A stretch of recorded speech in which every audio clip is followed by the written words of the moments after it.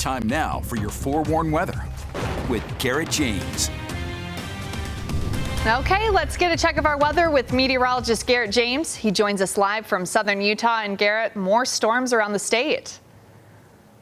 Yeah, that's exactly right, and we're going to be tracking more for the next few days. Right now, the majority of these storms in the northern half of the state. We can take a look actually to the north, and we can see that some of these thunderstorms are actually mainly kind of surrounding the Salt Lake City area, even over towards Tooele County at the present time. But we are tracking some out just to the east, out to the far southeastern corner part of the state, over towards the Blanding area at the present time. However, it does show a couple lighter showers out towards St. George. However, I think that the air is dry enough that we could actually be seeing these evaporate before they can fully make it all the way down to the ground.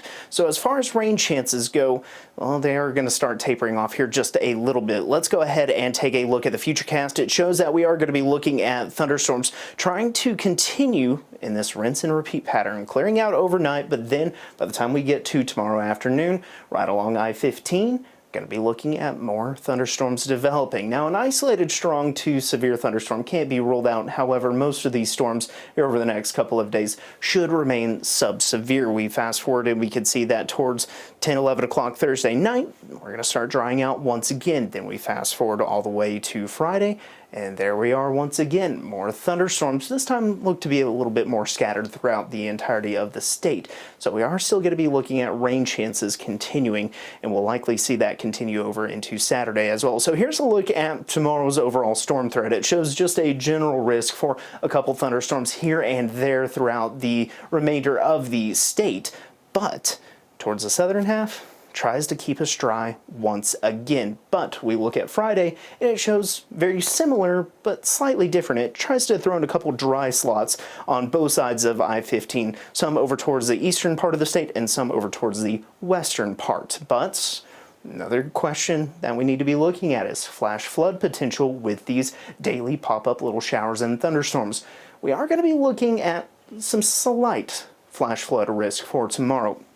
That's going to be for Zion and for Bryce Canyon. Everybody else not really going to be looking at that risk for flash flooding being possible. Let's take a look at currents out there right now. We take a look to the north of the ABC4 studio, and we can see some pretty dark clouds as there are some thunderstorms up that way. However, out towards Moab, a little bit of a different story at the present time. We can see temperature 75 degrees right now.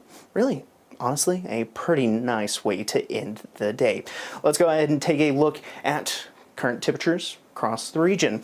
Logan, 71, Ogden, 72, 70 in Salt Lake City, 80 in St. George. So not as hot in St. George at the present time, but temperatures, well, don't let them fool you. They're going to be hot once again tomorrow. So overnight tonight, we are going to be looking at temperatures mainly in the 50s and the 40s. We can see the 40s for Beaver and Cedar City, even Kanab. 59, though, in St. George, 60 for Salt Lake City and over towards Woodward. But highs tomorrow, going to be looking at temps mainly in the 70s and 80s across the Beehive State. So temperatures really not looking too bad for the Wasatch Front. Going to be looking at 82 tomorrow, 83 on Friday, 84 Saturday, 82 Sunday, 78 on Monday. But for St. George, going to be looking at temps in the upper 80s and the mid to low 90s.